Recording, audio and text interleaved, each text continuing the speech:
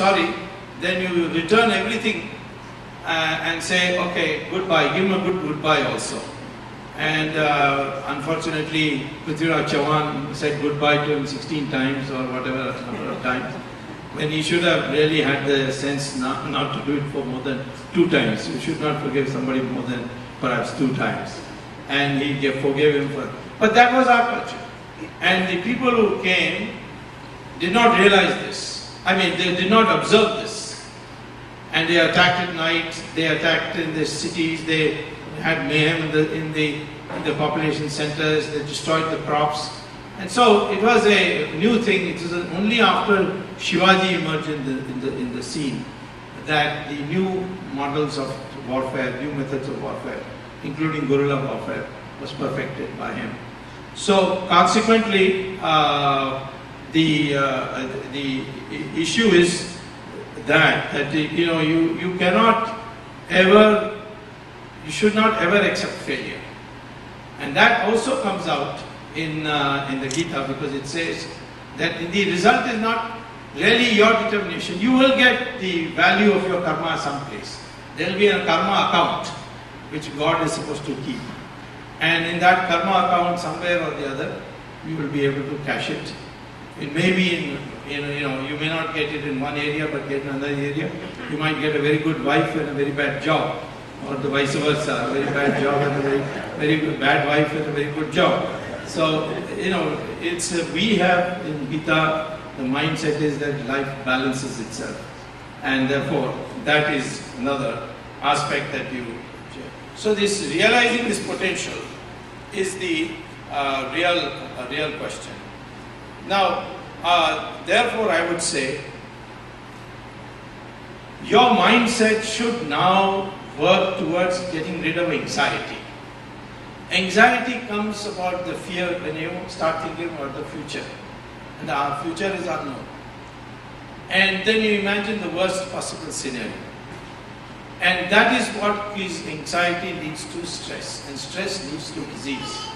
It generates chemicals in your body which ultimately affect your health. So stress management requires this mind stillness on this. That's why yoga is brought in. And then the future is something that we worry too much, particularly Indians. They worry too much about the future. Not that they can do anything about it, but all the time. I keep getting asked that in the future, supposing you're killed, what will you do? You're taking all these cases against very important people. I said, how can I've got to die one day anyway. But the issue is that why should I think about such a possibility?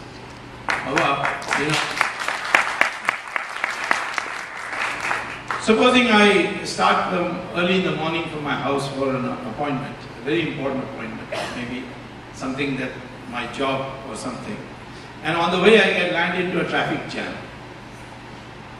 Now you will say, my God, this traffic jam, maybe the appointment will be cancelled and I will lose a great opportunity. So that's one way of thinking, and you fret about it, you sweat about it, and this produces great deal of bodily changes through these chemicals which are released by the brain. Now, if you were a positive person, you would say, I left early enough. Traffic jam is something I did not expect. And now what has happened? I'll just relax in the car, maybe turn on the radio and listen to the music, or put on some cassette and enjoy, you see, the stillness of the traffic jam. And maybe this appointment that I would have got would have led to a job which is not to my future. That maybe because I didn't get this, I will get another opportunity to get a better job. This happens.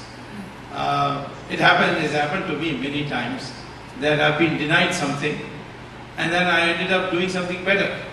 I remember when I left my professorship at Harvard, went and became professor at IIT, and I was campaigning against socialism, saying that the growth rate will never increase in our country unless we undertake a change to the market economic system.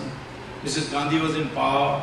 She was so angry when she saw And because I got publicity, because I was ex-Harvard professor, IIT professor, so a lot of publicity damning the socialist system, the Soviet model. So one day I got a letter of dismissal saying, you are dismissed. Now I raised it with the director, how can I be dismissed when I am a full professor? And I have no inquiry, nothing, just you sent me a letter that effect, and they sent it to me 10 minutes past 5 o'clock, that effective from 5 o'clock you are dismissed. They even came and took my luggage and all from the house and all my goods and threw them out on the road. I mean, I was living in the campus housing at that time. Now, everybody thought that that's the end of me. But sooner I was, because of some of my writings, attracted political attention. I was, inducted into Parliament, and because I was inducted into Parliament, and the Janata subsequently, after the emergency came to power, I was appointed by Morarji Desai on the board of governors of the very body which dismissed me in the first place.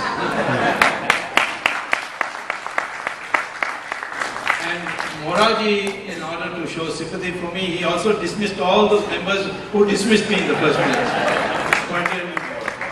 And I was on the board of governors, I was in the IIT council, and later on, of course, I had also gone to court against my dismissal.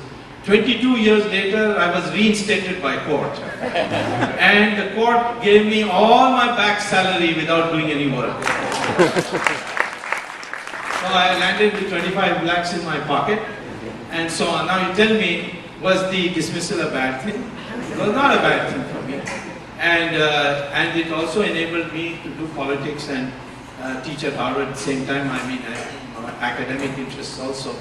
I was able to do. So I feel that if you really look behind, you look back, and you take a positive attitude, anything bad happens to you, maybe it's happening for something better. And with that attitude, this is what Gita says also, and that's the inference you can draw. Then you will certainly be better off. Now, I think what happens is when you start thinking too much about the future, you become risk averse. And that's the worst habit to have.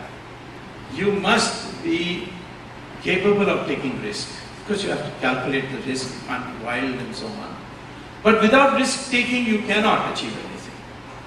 And risk, you see, is something where either you will end up in a very bad way, and of course then you must learn to get up again and try again, or you may get a huge bounty. At the end of every class at Harvard, which has students from all nationalities, particularly Indians are there in large numbers, I ask one question: now when you take up careers, what kind of career will you take up? One where you join in and you are guaranteed the job, and every year your salary will be increased by maybe 1% or 2% or whatever. There will be annual increments, and some of the money of your salary will be put in Provident Fund. And at the end of 60 years or 65 years or 70 years, you will you'll retire and you'll get a Provident Fund. That kind of a job you like. Or a job where you might become a billionaire, or you may end up on the street. What kind of a job would you like? And I posed this question to my class. The American students usually ask me, what's the probability I'll end up on the street in a risky alternative? But the Indian students will be, 99% will say the first job is better. And when I say, why the first job? Because there's guaranteed poverty. They say, at least it is guaranteed. That's what's important.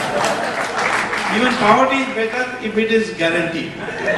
This is the Indian mind, which is always searching for safety, for certainty. But life is not certain. And therefore you must learn to take risk. And if you take risk with the knowledge that no effort goes waste, and if you have done it for a good cause, it will be good karma. And that will go into the account, and ultimately you will be benefited. So this, without taking risk, you can never excel. For excellence, you need to take risk.